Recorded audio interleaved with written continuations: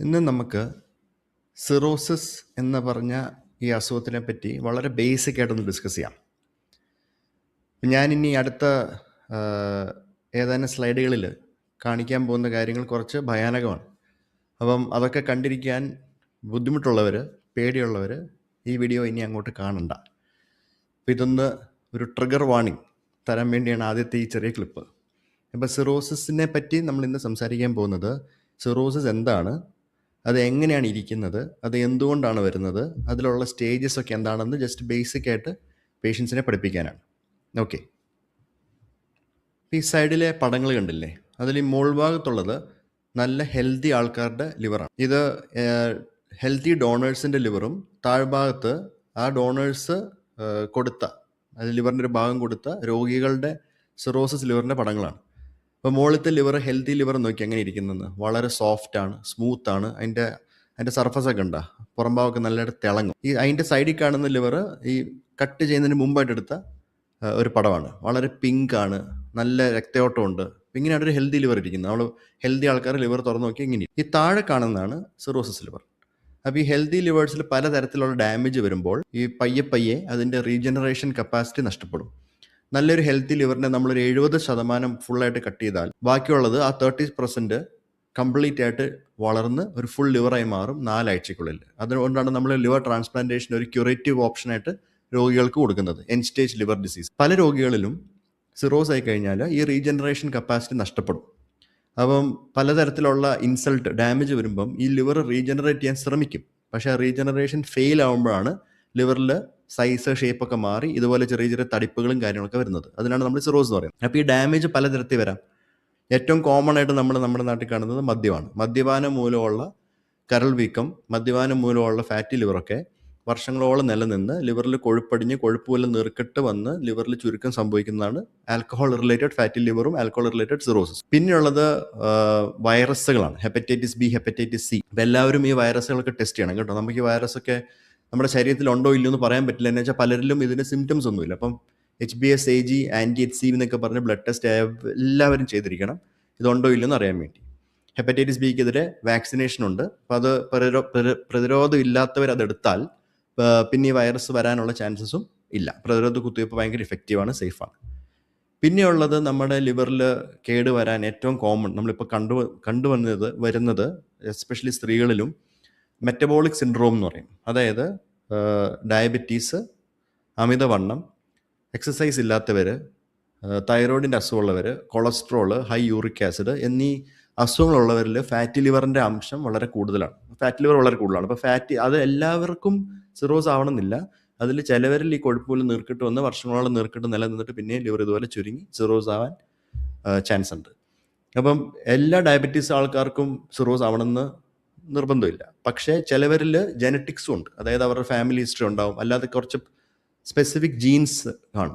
ചില ജീൻസ്, നമ്മളിപ്പം ഈ ജീൻസൊക്കെ ടെസ്റ്റ് ചെയ്യാൻ വേണ്ടിയുള്ള പുതിയ ടെസ്റ്റുകളും അതിനുള്ള കിറ്റ്സും അതിനുള്ള മെഷീൻസൊക്കെ വരുന്നുണ്ട്. അപ്പോൾ നമ്മുടെ ഡിപ്പാർട്ട്മെൻറ്റിൽ നമ്മൾ ഇതൊക്കെ സ്റ്റാർട്ട് ചെയ്യുന്നുണ്ട്. അപ്പോൾ നമുക്ക് ഒരു വ്യക്തിക്ക് എത്രമാത്രം രോഗം വരാമെന്നുള്ളതിൻ്റെ റിസ്ക്കും, രോഗം വരാനുള്ള റിസ്ക്, ജനറ്റിക് റിസ്ക് ഉണ്ടോ ഇല്ലെന്ന് അറിയാനുള്ള ടെസ്റ്റുകളൊക്കെ ഫ്യൂച്ചറിലോട്ട് വരുന്നുണ്ട്. നമ്മുടെ ഡിപ്പാർട്ട്മെൻറ്റിലും അതൊക്കെ നമ്മൾ പ്രാവർത്തികമാക്കുന്നുണ്ട് താമസിക്കാൻ. അപ്പോൾ ഒരു തരത്തിൽ സിറോസ് ആയി കഴിഞ്ഞാൽ നോക്കിയാൽ ലിവറിൻ്റെ ആ ഷേപ്പ്, സ്ട്രക്ചറൊക്കെ മാറി. പക്ഷേ ലിവർ അങ്ങനെ ഇരുന്നാലും നമുക്ക് കുഴപ്പമില്ല. എന്താണെന്ന് വെച്ചാൽ അതിന് ഫംഗ്ഷൻ നല്ലതായിരിക്കും. ഇപ്പോൾ സിറോസിസിൻ്റെ ആദ്യ സ്റ്റേജുകളിൽ ലിവർ ഫംഗ്ഷൻസ് നല്ലതാണ്.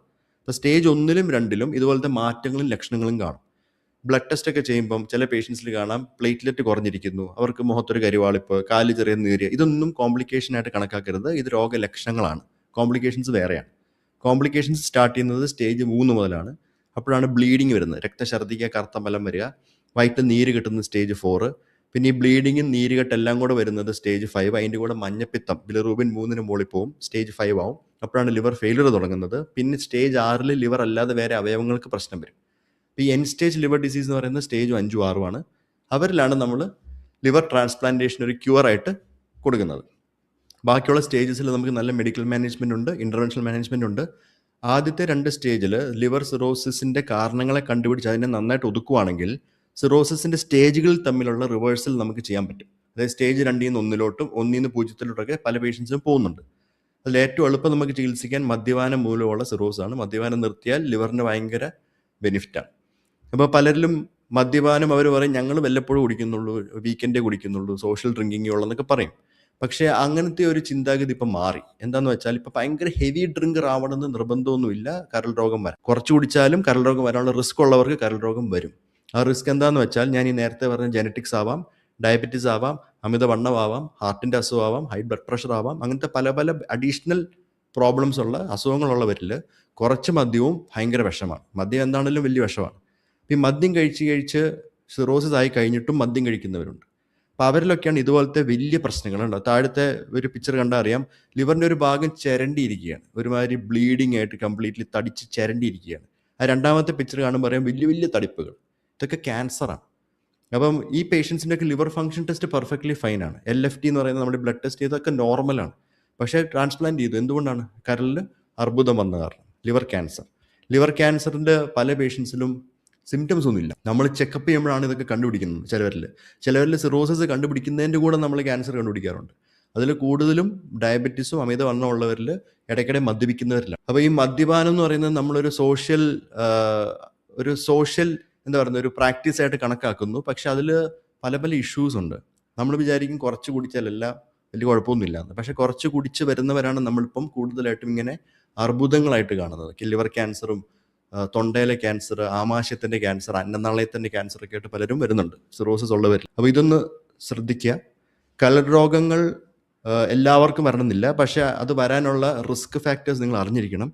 ആ റിസ്ക് ഉള്ളവരുടെ പൊക്കത്ത് വേറെ റിസ്ക് നമ്മൾ ആഡ് ചെയ്യരുത്. പുകവലി, മദ്യപാനമൊക്കെ ആഡ് ചെയ്യാതിരിക്കുക. എന്താ വെച്ചാൽ ഓൾറെഡി ലിവറിന് തിരിച്ച് വളരാനുള്ള, റീജനറേറ്റ് ചെയ്യാനുള്ള പവറൊക്കെ കുറവാണ്. അപ്പം അതിൻ്റെ പൊക്കത്ത് ഇതും കൂടെ വരുമ്പോഴത്തേക്ക് അത് വല്ലാതെ അതിന് ബുദ്ധിമുട്ടായി പിന്നീടാണ് നമുക്ക് ഭയങ്കര കോംപ്ലിക്കേഷൻസ് ആകുന്നത്.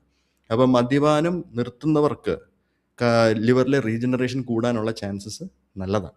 അപ്പോൾ പല പല സ്റ്റേജസ് തമ്മിൽ നമുക്ക് റിവേഴ്സ് ചെയ്യാനും പറ്റും. പക്ഷേ എൻ സ്റ്റേജ് പേഷ്യൻസ് ഉണ്ട്, വളരെ സിക്കായവർ, മഞ്ഞപ്പിത്തമായിട്ട് വയറ്റിൽ നീര് കുത്തിയെടുക്കുന്നവർ, ഇടയ്ക്കിടെ അമോണി കൂടി ബ്രെയിൻ പ്രോബ്ലം വരുന്നവർ, പലതവണയായിട്ട് ഇൻഫെക്ഷൻസ് വരുന്നവർ, ഇവർക്കൊക്കെ എപ്പോഴും നല്ലത് കരൾ മാറ്റിവെക്കൽ ശസ്ത്രക്രിയ തന്നെ. അപ്പോൾ അടുത്തൊരു എപ്പിസോഡുമായി ഉടനെ. Take care and good bye.